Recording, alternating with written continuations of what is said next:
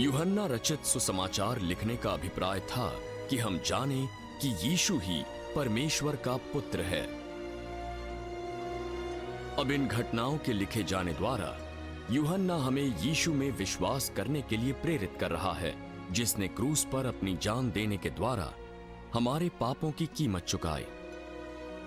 क्योंकि परमेश्वर ने जगत से ऐसा प्रेम रखा कि उसने अपना इकलौता पुत्र दे दिया, ताकि जो कोई उस पर विश्वास करे वो नष्ट ना हो परंतु अनंत जीवन पाए।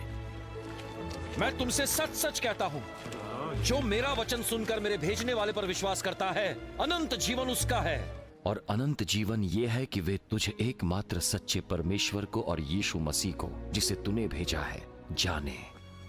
परंतु ये इसलिए लिखे गए हैं कि तुम विश्वास करो कि यीशु ही परमेश्वर का पुत्र मसीह है, और विश्वास करके उसके नाम से जीवन पाओ। अब इसके दो अर्थ हैं।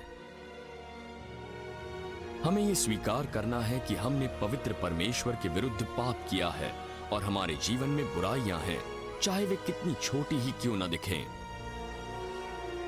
हमें इस बात पर पूरा भरोसा रखना है कि क्रूस पर अपनी मृत्यु के द्वारा यीशु ने हमारे पापों का सारा दंड चुका दिया है, अर्थात जो मृत्यु हमारे लिए नियुक्त थी।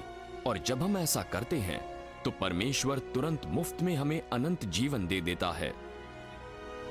अब जब प्रेरित थोमा का सामना इस सत्य से हुआ, वो इतना ही कह पाया, हे मेरे प्रभु, हे मेरे परमेश्वर। अभी के अभी यदि आपकी इच्छा है तो आप ये अंगीकार करके परमेश्वर के संग शांति बना सकते हो। मैं अंगीकार करता हूं कि मैंने परिपूर्ण परमेश्वर के विरुद्ध पाप किया है।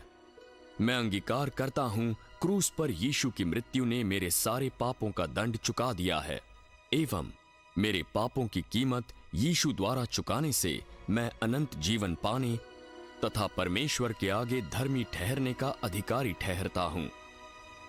हे मेरे प्रभु, हे मेरे परमेश्वर।